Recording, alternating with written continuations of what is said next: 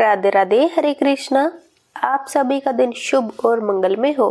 प्रिय श्रोताओं, आज आप सब सुनेंगे सावन माह में आने वाली हरियाली अमावस्या की व्रत कथा। और कथा को अंत तक अवश्य सुनिएगा और कथा को लाइक करके कमेंट में ओम नमः शिवाय अवश्य लिखिएगा। और चैनल पर नए हैं तो चैनल को सब्सक्राइब अवश्य कर लीजिएगा। तो चलिए अब कथा की शुरुआत करते हैं। एक समय की बात है, एक राजा था। वे अपने महल में अपने परिवार के साथ सुखपूर्वक रहता था। उसका एक पुत्र था जिसका विवाह हो चुका था। एक दिन की बात है, राजा की पुत्र वधू ने रसोई घर में मिठाई रखी हुई देखी तो उसने सारी मिठाई खा ली। जब उससे पूछा कि सारी मिठाई कहाँ गई, तो उसने कहा, सारी मिठाई तो चूहे खा गए। ये सारी बात चूहों ने सुन ली। उन्होंने सोचा कि राजा की पुत्र वधू ने हमारे ऊपर झूठा आरोप लगाया है, इसे तो सबक सिखाना ही पड़ेगा। कुछ दिनों के बाद महल में कुछ मेहमान आए। तब चूहों ने सोचा कि ये सबसे अच्छा मौका है राजा की पुत्र वधू से बदला लेने का। ये सोचकर चूहों ने राजा की बहू की साड़ी चुराई और उसे ले जाकर अतिथि के कमरे में रख दी, जहाँ पर अतिथि सो रहे थे। जब सुबह सेवकों और अन्य लोगों ने उस साड़ी को वहाँ पर रखा देखा तो लोग राजा की बहू के चरित्र पर उंगलियां उठाने लगे और ये बात पूरे गांव में जंगल की आग की तरह फैल गई।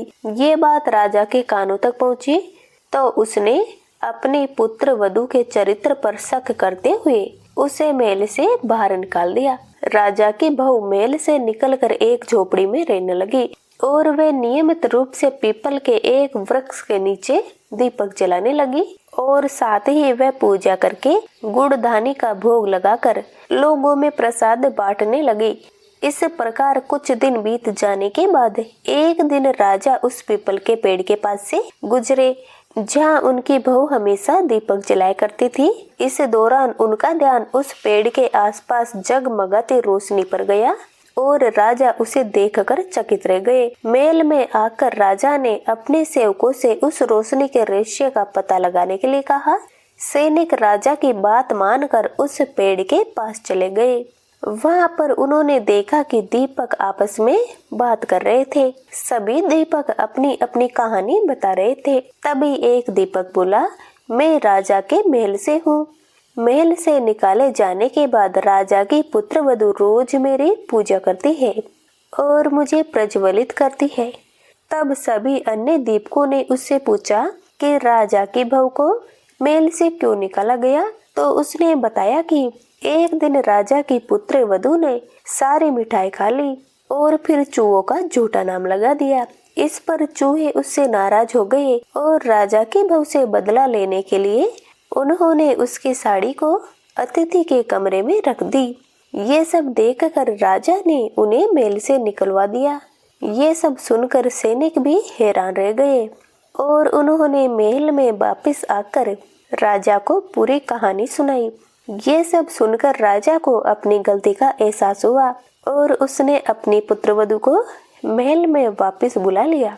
इस प्रकार पीपल के पेड़ की नियमित पूजा का फल राजा की बहू को मिला और वे अपना जीवन सुखपूर्वक आराम से व्यतीत करने लगी।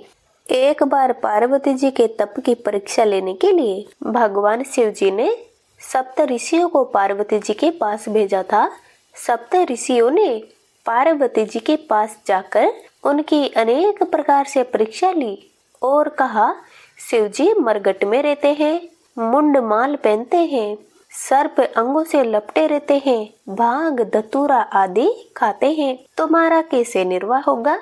अतः उन्हें छोड़ दो और लक्ष्मीपति भगवान विष्णु को अपना पति चुन लो।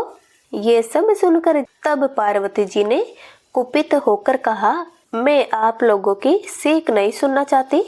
कृपया करके आप लोग अपने अपने स्थान को पधारे। मैं शंकर जी के सिवा अन्य किसी को अपना पति नहीं बनाऊंगी।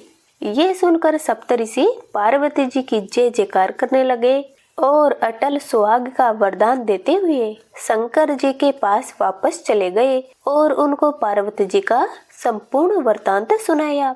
ये सुनकर शिव जी बहुत प्रसन्न हुए और सप्त ऋषियों को ये कहकर हिमाचल के पास भेजा कि वे पार्वती को अपने घर ले आवे तथा विवाह की तैयारी करे। सप्त ऋषियों ने शिव जी का ये समाचार हिमाचल से जाकर कहा। तब हिमाचल बहुत प्रसन्न हुए और शुभ दिन देखकर शंकर जी से बारात लाने की सप्त ऋषियों से कहा तथा उनका अत्यंत सत्कार करके विदा किया। हिमाचल अपनी पत्नी तथा अनेक श्रेष्ठ ऋषियों सहित सज धज कर खूब नाचते गाते और अनेक प्रकार के बाजे आदि बजाते हुए पार्वती के पास गए और उन्हें अपने घर ले आए। अब तो हिमाचल के यहाँ अनेक प्रकार के उत्सव होने लगे। नगर भांति भांति से सजाया गया। घर घर नाना प्रकार के मिष्ठान व पकवान बनने लगे और एक दूसरे को बांटने लगे तथा अनेक प्रकार की खुशियां मनाने लगे। तभी से हरियाली मावस का त्योहार खूब जोर से मनाया जाता है। इसलिए प्रत्येक स्त्री पुरुष तथा कन्याओं को चाहिए कि वे सब अपनी शुभकामनाओं के लिए शिव पार्वती जी की श्रद्धा भक्ति के साथ पूजा करें।